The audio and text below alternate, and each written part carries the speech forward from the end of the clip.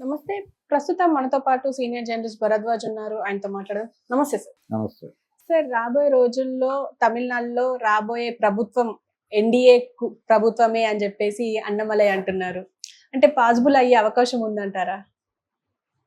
అంటే ఆ హోప్తో ఉన్నారు వాళ్ళు. ఏదో పద్ధతిలో డిఎంకే ప్రభుత్వాన్ని గద్దె దింపాలని నరేంద్ర మోడీ గారు, అమిత్ షా గారు బలంగా ఆశిస్తున్నారు. ఎట్టి పరిస్థితుల్లోనూ స్టాలిన్ని దింపాలి, గద్దె దింపాలి అనేది ఒక వ్యూహం ఉంది వాళ్ళకి.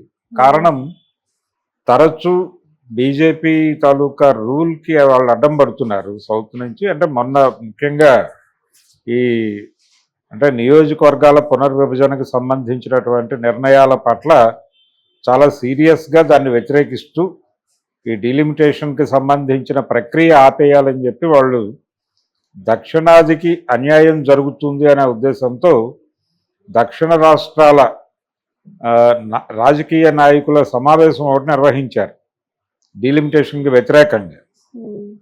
దాని మీద కేంద్రం కొంచెం సీరియస్గానే ఉంది. అంటే దాని మీదుగా ఎక్స్టెన్షన్ వాదనలు ఎక్కడి దాకా వెళ్ళినాయంటే, అమిత్ షా గారు ఒక మాట అన్నాడు. అంటే వాళ్ళు ఆందోళన పడుతున్నారు, సౌత్లో సీట్లు తగ్గుతాయని. సీట్లు తగ్గవు అన్నాడు ఆయన. సీట్లు తగ్గవు అన్నాడు కానీ పెరుగుతాయనే మాట చెప్పాల. కానీ ఉత్తరప్రదేశ్లోను ఇతర ప్రాంతాల్లోనూ సీట్లు పెరుగుతాయని కాన్ఫిడెంట్గా చెప్తున్నారు. ఇలా చెబుతూ సౌత్లో పెరగవు అంటే తగ్గవు అని చెప్తున్నారు కానీ పెరుగుతాయనే మాట రాట్లా. ఇది గాయపరుస్తోంది దక్షిణాది నాయకుల్ని. అంటే మన ప్రమేయం లేకుండానే రాజకీయ నిర్ణయాలన్నీ తీసేసుకుంటారు. 800 పైన సీట్లు వచ్చేస్తాయి. ఇప్పుడు వచ్చేసిన తర్వాత పార్లమెంటు నిండుతుంది. నిండిన దానిలో మేజర్ అంతా అక్కడే ఉంటుంది. అంటే కోర్ అంటారు, కోరం అంటారు. లేదంటే ఈ కోరం నెంబర్ అంతా అక్కడే ఉంటుంది సౌత్లోనే.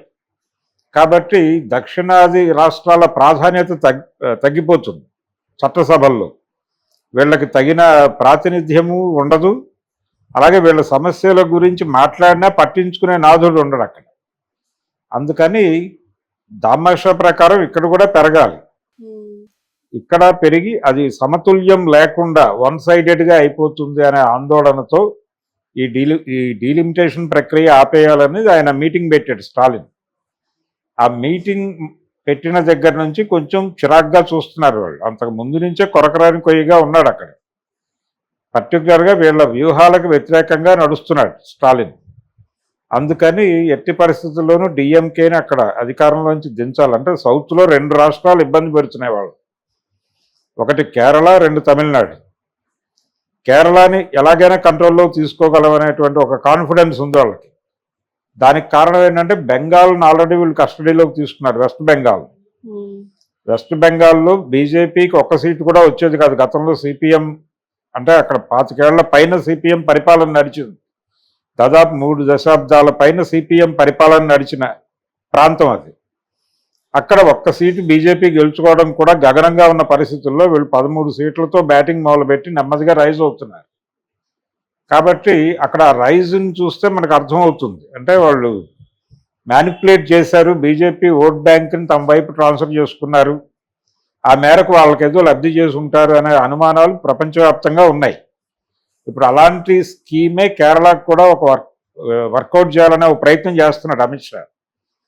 అయితే ఇప్పుడు కొరుకుడు పడని ఇంకో రాష్ట్రం తమిళనాడు.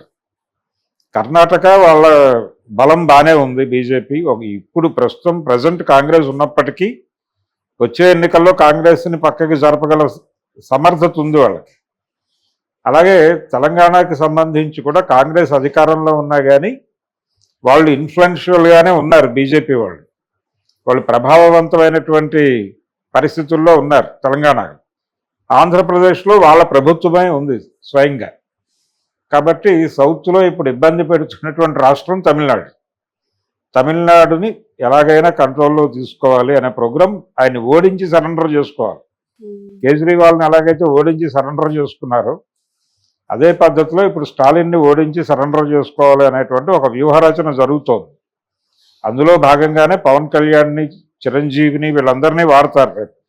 ఈవెన్ రజనీకాంత్ను కూడా క్యాంపెయిన్కి దింపిన ఆశ్చర్యం లేదు. ఎందుకంటే ఆయన కూడా మోడీకి దగ్గరగా ఉంటున్న మనిషి. పైగా మోడీ గారు ఆ ప్రారంభ దశలో చెన్నై వెళ్ళినప్పుడు ఆయన స్ట్రైట్గా రజనీకాంత్ ఇంటికి వెళ్ళి పరామర్శించి వచ్చాడు, ఆయన పలకరించి వచ్చాడు. కాబట్టి ఆ లింకులు ఉన్నాయి వాళ్ళకి. ఈ సినిమా లింకులు ఇవన్నీ వాడి నిజానికి విజయ్ని కూడా తమ కంట్రోల్లో తీసుకోవాలనే ఒక వ్యూహం ఉంది వాళ్ళకి. అయితే అతను రకరకాల సందర్భాల్లో బీజేపీకి వ్యతిరేకంగానే మాట్లాడుతున్నాడు ప్రస్తుతానికి.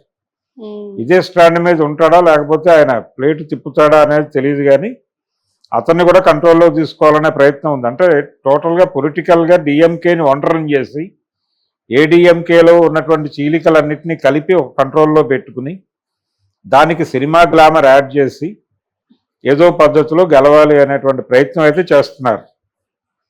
అందుకని ఆయన ఆ మాట అన్నాడు కాన్ఫిడెంట్గా, మా డిజైన్ వర్కౌట్ అవుతుంది, ఇది డెఫినెట్గా మేము తమిళనాడులో జెండా ఎగరైపోతున్నాం అని చెప్తున్నాడు. దానికి కారణం ఏంటంటే ప్రస్తుతం అక్కడ బలమైన ప్రతిపక్షం లేదు నిజానికి తమిళనాడులో. అంటే డిఎంకేకి ఆల్టర్నేటివ్గా ఏడీఎంకే ఉండేది ఇదివరకు. జయలలిత మరణానంతరం అది చీలికలు అయిపోయింది. ఆ చీలికలు అన్నీ కలిసి లేవు, వాళ్ళల్లో అంతర్గత గొడవలు చాలా ఉన్నాయి. అందుకని ఒక బలమైన ఏకీకృత ప్రతిపక్షం లేదు. కాబట్టి ఆ వ్యాక్యూమ్లో బీజేపీ ఎమర్జ్ అయిపోయి వీళ్ళందరినీ తన కంట్రోల్లోకి తీసుకుని తన ఐక్య సంఘటనలోకి తీసుకుని వీళ్ళందరి సహకారంతో డిఎంకే ప్రభుత్వాన్ని పక్కకి జరిపి బీజేపీని అధికారంలోకి తీసుకొచ్చి అన్నామలయే ముఖ్యమంత్రి అవ్వాలనే ఆశ కూడా ఉండొచ్చు అతను. అందుకని ఈరోజు బలంగా చెప్తున్నాడు. ఇప్పుడు ఎలాగైతే ఇక్కడ బండి సంజయ్ గారు మాట్లాడుతున్నాడో అలాగే మాట్లాడాడు ఆయన కూడా. అందుకని ఆశ, ఈ ఆశని తమిళనాడు ప్రజలు నెరవేరుస్తారా లేదా అనేది చూడాలి. రెండోది, ఎలాగూ ఈవీఎంలు మేనేజ్ చేయవచ్చు అనేటువంటి ఒక సిద్ధాంతం ఉంది వాళ్ళ దగ్గర. కాబట్టి అది ఏదైనా యాంత్రిక పాచిక వేసి తమిళనాడుని తన కంట్రోల్లోకి తీసుకుంటారేమో అనే సందేహాలు కూడా